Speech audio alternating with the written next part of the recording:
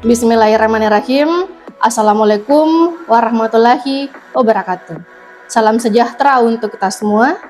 Om Swastiastu, Namo Buddhaya, salam kebajikan.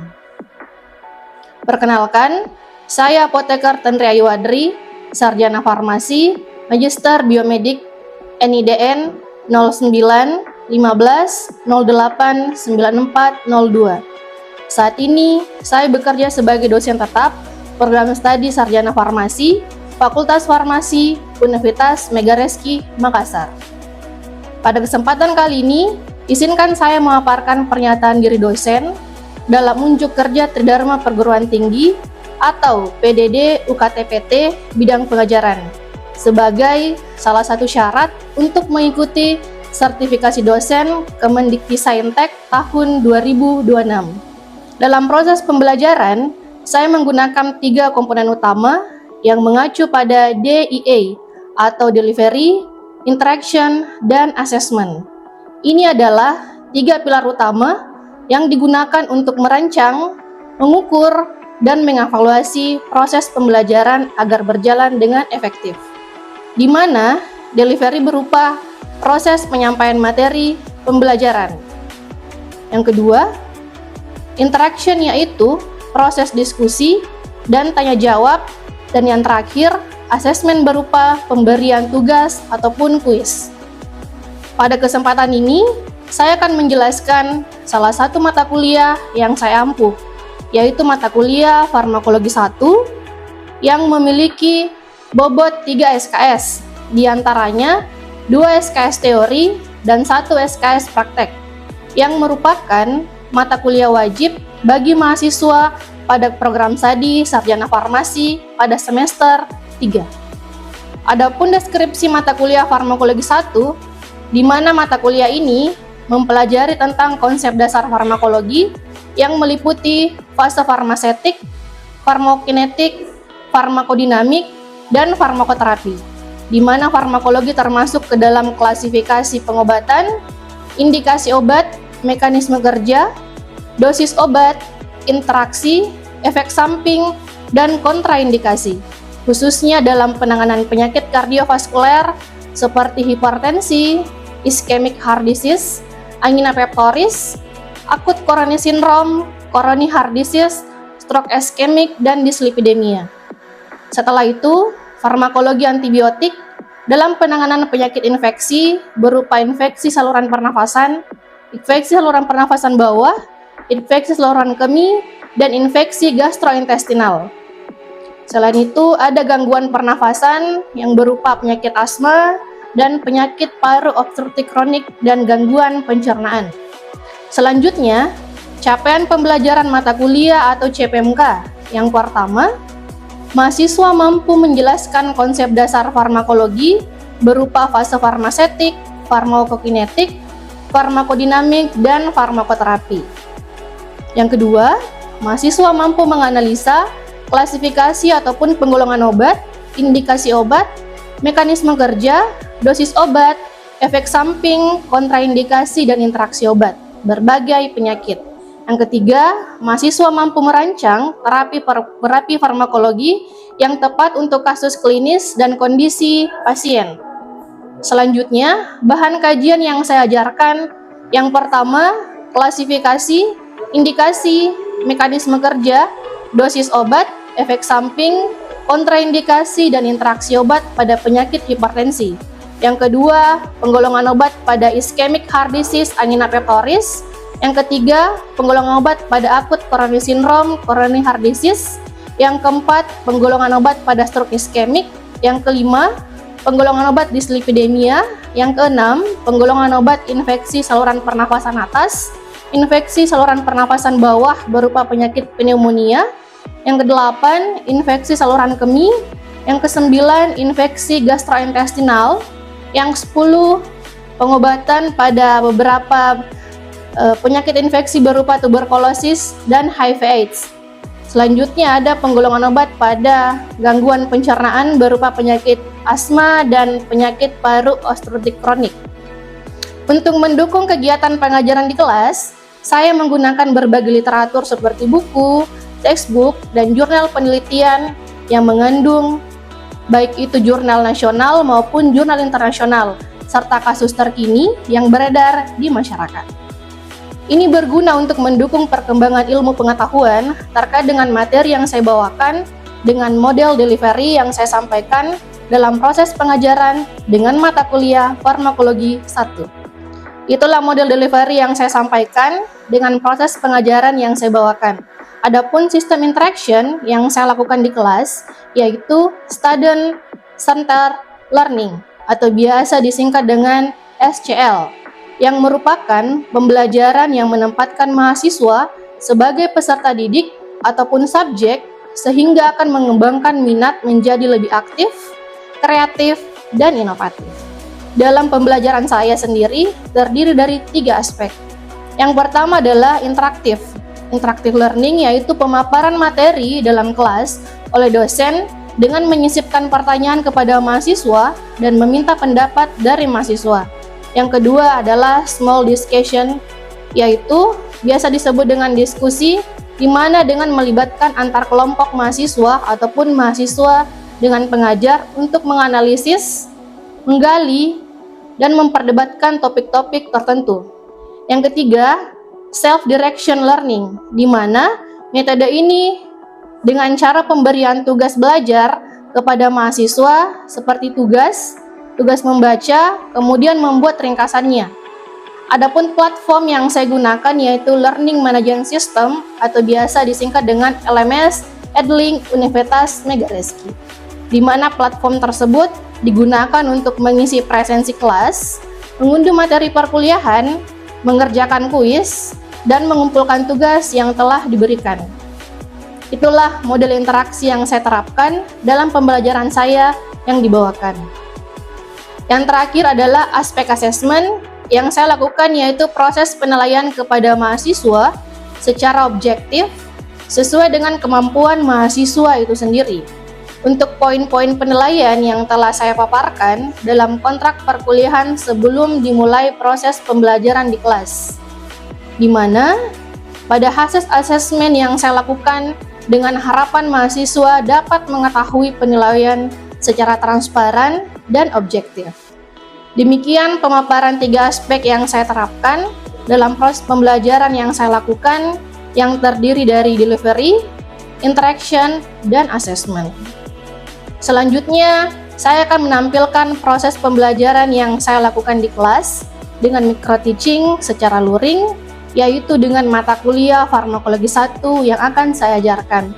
Selamat menyaksikan. Assalamualaikum warahmatullahi wabarakatuh. Bismillahirrahmanirrahim. Assalamualaikum warahmatullahi wabarakatuh. Selamat pagi. Waalaikumsalam warahmatullahi wabarakatuh. Bagaimana kabarnya semua? Baik, Bu. Alhamdulillah. Sudah sarapan? Sudah. Ya, sebelum memulai perkuliahan hari ini, alangkah baiknya kita berdoa terlebih dahulu agar kiranya materi yang saya sampaikan dapat bernilai pahala dan dapat bermanfaat. Silakan berdoa sesuai dengan keyakinan masing-masing. Ya, selesai. Nah, sebelum masuk ke dalam materi, silakan lakukan presensi. Buka akun Edlinknya masing-masing. Silakan di barcode pada presensi yang tertera di layar. Ya, sebelum masuk ke materi hari ini, saya akan mereview dulu materi pekan sebelumnya, yaitu materi terkait farmakologi hipertensi, ischemic heart disease, dan angina pectoris. Ya, mungkin masih ada yang ingat materi pekan kemarin? Ayo, present. Saya Oke, ternyata masih banyak sekali yang ingat ya. Coba Nanda. golongan hipertensi itu ada ACE inhibitor, ARB, beta blocker, kalsium kanal blocker, alpha blocker, diuretik, sama inhibitor renin dan golongan lainnya. Oke, jadi ada 8 penggolongan obat antihipertensi ya. Yang pertama ada golongan ACE inhibitor atau angiotensin converting enzyme inhibitor, dan ada ARB, angiotensin receptor blocker, ada CCB, kalsium kanal blocker, beta blocker, alpha blocker, penghambat renin, dan golongan yang lainnya. Nah, untuk materi hari ini kita ada penyakit baru, yaitu terkait farmakologi coronary heart disease atau biasa dikenal dengan penyakit jantung koroner atau biasanya disingkat dengan PJK. Ini adalah topik pembelajaran kita hari ini. Jadi sebelum masuk ke dalam penggolongan obat, sebelum masuk ke dalam farmakologi, kita pahami dulu penyakitnya, ya. Mulai dari patofisiologinya, jalannya penyakit tersebut, etiologinya, penyebabnya, manifestasi, tanda dan gejala. Setelah itu masuk ke dalam manajemen farmakologi. Ya, untuk pendahuluan sedikit. Nah, di sini memang dikatakan bahwa beban dari penyakit kardiovaskuler di Indonesia itu sangat besar ya. Nah, ketika kita melihat untuk populasi di Indonesia pada epidemiologinya itu lebih dari 270 jiwa, hampir seluruh Indonesia. Dan terdapat 5 poin umum pada faktor resiko kardiovaskuler. Nah, 5 diantaranya ini, 3 tersebut adalah penyakit yang berhubungan dengan metabolit. Dan 2 diantaranya adalah faktor eksternal. Nah, kita lihat di sini, di antara kelima ini, persenan mana yang paling besar? Yang mana? Perokok aktif pada pria ya. Nah, di sini dia persenannya ada 65%. Setelah itu disusul oleh kolesterol tinggi 30%, hipertensi lebih dari 25%. Jadi bisa diasumsikan bahwa hipertensi ini memang dia angkanya bisa mencapai 30%. Setelah itu ada kurang aktivitas fisik 23%, dan terakhir adalah penyakit metabolit berupa diabetes mellitus. Nah, setelah itu kita lihat di bagian epidemiologi bagian sana ada angka kematian akibat penyakit kardiovaskuler. Jadi ketika kita berbicara tentang kardiovaskuler, itu adalah penyakit yang berhubungan dengan jantung dan pembuluh darah ya. Di sini dikatakan bahwa pada tahun 1990 jumlah kematian di Indonesia itu mencapai 292.000 jiwa.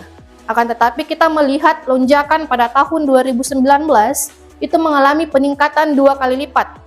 Ya, sekitar 659 kematian. Jadi bisa disimpulkan bahwa selama rentang 30 tahun lonjakan penyakit kardiovaskuler sudah naik 2 kali lipatnya. Nah, ini teman-teman bisa mengakses referensinya karena di setiap slide yang saya sampaikan di sini saya sudah sematkan referensinya ya. Bisa baca-baca jurnalnya, textbooknya ataupun referensi yang lainnya. Nah, bagaimana hipertensi memicu PJK ya? Kan kita ketahui bersama bahwa penyakit utama dalam kardiovaskuler dimulai dari hipertensi ya. Meningkatnya apa? Tekanan darah di dalam pembuluh darah ya. Di sini kita lihat. Nah, di sini kan ada 2 gambar. Bisa diperhatikan gambar yang di sisi kiri itu pembuluh darah normal atau yang abnormal? Normal. Yang di sisa sana abnormal ya. Jadi bisa dilihat bahwa yang di sisi kanan itu adalah pembuluh darah normal. Bisa diasumsikan tidak ada hambatan sama sekali. Nah, di pembuluh darah yang di bagian kiri itu ada hambatan berupa arteriosklerosis, yaitu adanya penumpukan plak pada pembuluh darah. Nah, kita lihat apa hubungannya. Nah, di sini pada penyakit jantung koroner terjadi ketika pembuluh darah utama yang berada dalam jantung yang biasanya kita kenal dengan arteri koroner, yang fungsinya dia menyuplai darah ke jantung. Itu bentukannya dia mengeras dan mengalami vasokonstriksi. Apalagi vasokonstriksi? Penyempitan apa? Pembuluh darah dan mengakibatkan penumpukan plak kolesterol. Nah, pada proses penyempitan ini disebut dengan arteriosklerosis. Nah, apa hubungannya dengan hipertensi? Hipertensi berperan besar dalam mempercepat proses ini melalui 4 tahapan berikut. Yang pertama, kerusakan pada dinding arteri, di mana tadi dinding arteri dia merupakan pembuluh utama yang menyuplai darah ke jantung. Setelah itu ada penumpukan plak yang disebut dengan aterosklerosis, penyumbatan aliran darah, dan mengalami yang namanya serangan jantung ya. Jadi ini memang hubungannya hipertensi yang memicu PJK. Bisa tidak pasiennya mengalami PJK tanpa hipertensi dulu? Bisa atau tidak? Nggak bisa ya, karena kan penyebabnya PJK dimulai dari hipertensi. Oke, slide berikutnya ini ada gambar. Ini gambar apa ini?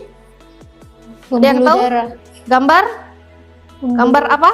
Pembuluh darah. Oke, ada yang bisa mendeskripsikan gambar di atas? Ada? Cowoknya? Oke, ya, Nada, silakan. Jadi untuk gambar sebelah kiri itu dia menggambarkan kondisi pembuluh darah yang sehat atau endotelium yang sehat, di mana untuk kondisi aliran darahnya itu dia bersifat antitrombosis atau mencegah pembekuan darah abnormal, dan juga dia antiinflamasi, itu mencegah terjadinya pembengkakan. Jadi nanti sel-sel darahnya itu akan mengalir dengan lancar. Sedangkan yang sebelah kanan itu ada endotelium disfungsional atau adanya kerusakan pada pembuluh darah. Jadi kondisi aliran darahnya itu dia dapat memicu trombosis atau dia akan terbentuk gumpalan darah yang menyumbat, seperti pada gambar itu ada terlihat tumpukan atau gumpalan darah. Dan juga terjadi inflamasi atau peradangan. Oke, cukup. Saya rasa penjelasan temannya sudah sangat jelas dan mendetail ya. Nah, memang di sini adanya gumpalan darah, gumpalan darah yang bersifat trombolitik. Makanya kenapa tadi kalau orang PJK kayak pembuluh darahnya itu mengeras sampai dia mengalami vasokonstriksi yang menyebabkan ujung-ujungnya serangan jantung. Ya.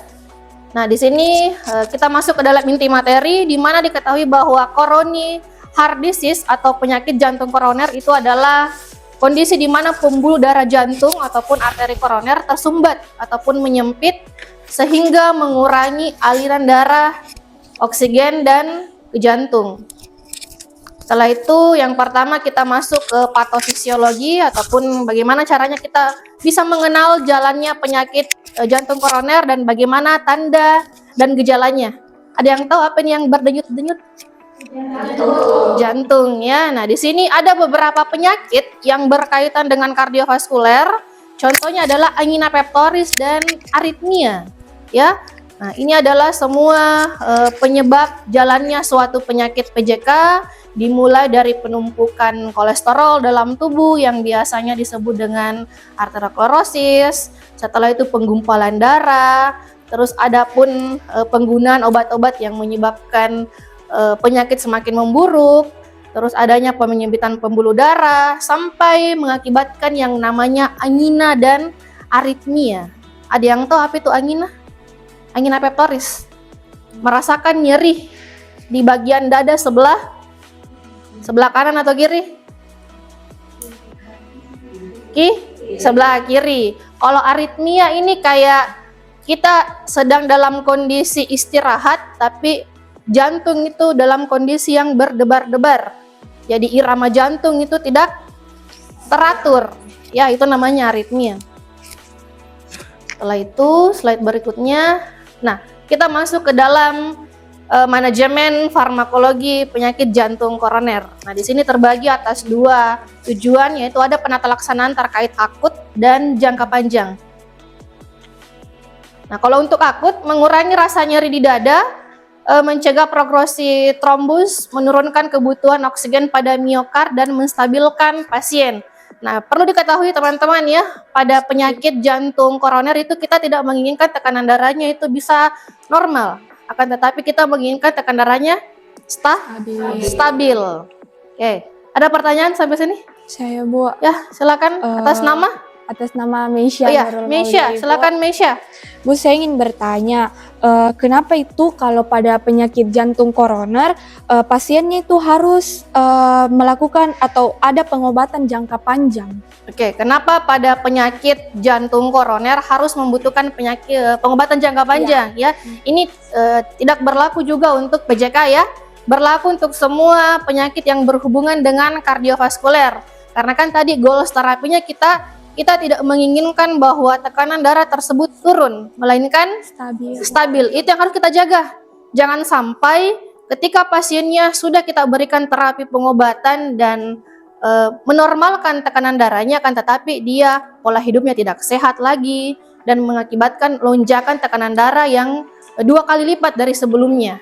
Makanya kita membutuhkan terapi jangka panjang. Nah, ini adalah standar pengobatannya untuk akut dan jangka panjang. Untuk akut biasanya kita berikan golongan analgesi dulu, penanganan nyeri untuk menghilangkan rasa nyeri yang biasanya timbul di bagian dada. Untuk jangka panjangnya ada terapi antiplatelet, beta blocker yang sama dengan hipertensi ya, ACE inhibitor, golongan diuretik, tapi tidak semuanya kita gunakan.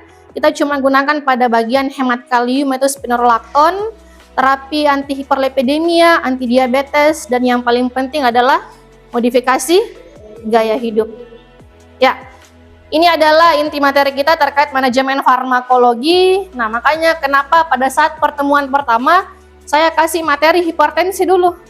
Ya, karena ketika kalian sudah memahami penggolongan obat hipertensi, itu akan saling berkesinambungan ke penyakit-penyakit lainnya yang berhubungan dengan kardiovaskuler. Nah, kita lihat. Tadi ada 8 penggolongan obat yang dijelaskan sama temannya ya, yang pertama sekali. Yang pertama itu ada antiplatelet. Antiplatelet masuk tidak di 8 tadi itu penggolongan hipertensi? Tidak ya? Nah, kenapa pada PJK membutuhkan antiplatelet? Tadi kita melihat salah satu patofisiologinya kan ada penyumbatan ya, ada kayak pembukuan darah yang mengakibatkan pembuluh darahnya mengeras dan penyempitan. Makanya kita membutuhkan antiplatelet. Nah, di sini sudah jelas, sudah ada indikasinya, ada mekanisme kerja obat, dosis obatnya, ada interaksinya dan kontraindikasi. Setelah itu ada ACE inhibitor, ada terapi statin. Nah, di sini juga kenapa diselipkan obat anti hiperlipidemia? Ya. Nah, kan tadi salah satu tanda dan gejalanya itu mengalami plak ataupun penumpukan kolesterol ya. Jadi makanya biasanya pada pasien PJK kita langsung berikan obat golongan statin dosis tinggi. Salah satunya atorvastatin, biasanya dosis 40 mg. Setelah itu beta blocker sama dengan golongan hipertensi, golongan diuretik juga spironolakton, dan golongan anti diabetes kalau perlu ya. Dan yang paling penting adalah modifikasi gaya hidup. Nah, ini adalah terapi non farmakologi yang biasa bisa kita berikan edukasi kepada pasiennya kalau memang change lifestyle itu sangat penting ya. Ya, kalau misalkan ada pasien yang tidak membarengi dengan terapi non farmakologi, itu tekanan darahnya susah sekali stabil atau akan mengalami lonjakan tekanan darah lagi untuk berikutnya. Ada pertanyaan sampai sini? Jelas ya? Oke, sebelum masuk ke penutupan, saya ingin memberikan tugas terlebih dahulu kepada teman-teman. Ya, kan tadi sudah dijelaskan terkait farmakologi penyakit jantung koroner ya. Nah, untuk lebih memudahkan kalian mengingat terkait penggolongan obatnya, silakan buat dalam bentuk mind mapping. Tahu ya mind mapping? Dalam bentuk bagan supaya mudah untuk dipahami, supaya tidak tertukar-tukar obatnya. Yang mana penggolongan obatnya untuk iskemik, yang mana untuk angina, yang mana untuk PJK. Ya, silakan buat 5 menit ke depan.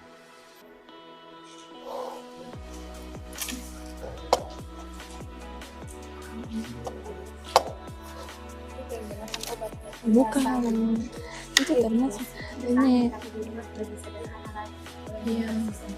Iya. Itu pertama antiplatelet. Apa-apa di antiplatelet. Iya, saya juga. Mana itu antiplatelet?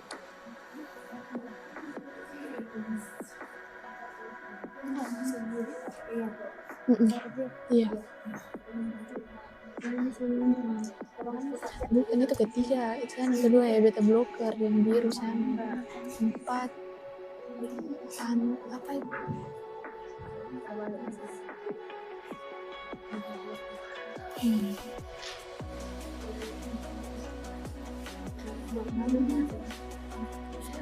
Oke, waktunya sudah mencapai 5 menit ya, bahkan sudah mau sampai 10 menit. Ya, untuk tugasnya kalau tidak selesai pada hari ini, silakan nanti selesaikan di rumah ya. Untuk materi yang saya bawakan hari ini, saya telah upload di link. Jadi silakan teman-teman unduh materi yang telah saya masukkan ke dalam Edlink, dan tugasnya jangan lupa upload kembali ke dalam Edlink. Saya sudah sematkan di bagian tugas. Perhatikan kapan terakhir pengumpulan ya. Untuk tugasnya dikumpulkan paling lambat sebelum pertemuan minggu depan. Ya, saya kira untuk materi hari ini cukup terkait farmakologi dari penyakit jantung koroner. Semoga apa yang telah saya sampaikan kepada teman-teman dapat bermanfaat dan semoga cepat dipahami ya. Nah, untuk pekan depan kita sudah pertemuan ke-4 ya pekan depan. Ya, Ya, Bu. pekan depan sebelum masuk ke materi berikutnya saya mau kuis dulu ya. Saya mau lihat bagaimana iya harus kuis ya. Kuis dulu. Nanti saya akan berikan, kan materinya sudah tertera semua di Edlink ya. Silakan kalian unduh. Dimana untuk kuis ini tujuannya supaya saya bisa mengevaluasi bagaimana pembelajaran yang sebelumnya, apakah teman-teman sudah memahami ataukah memang ada yang belum paham. Ya, untuk metode kuisnya nanti saya akan umumkan hari H kita kuliah. Oke, jelas ya? Ya, Nah, Bu. terima kasih untuk hari ini. Semoga yang punya bermanfaat. Mohon maaf jika ada salah kata. Wassalamualaikum warahmatullahi wabarakatuh dan selamat pagi. Waalaikumsalam warahmatullahi wabarakatuh. Terima kasih, Bu. Demikianlah pemaparan pernyataan diri dosen dalam unjuk kerja Tridharma Perguruan Tinggi atau PDD UKTPT bidang pengajaran sebagai salah satu syarat untuk mengikuti sertifikasi dosen tahun 2026. Terima kasih.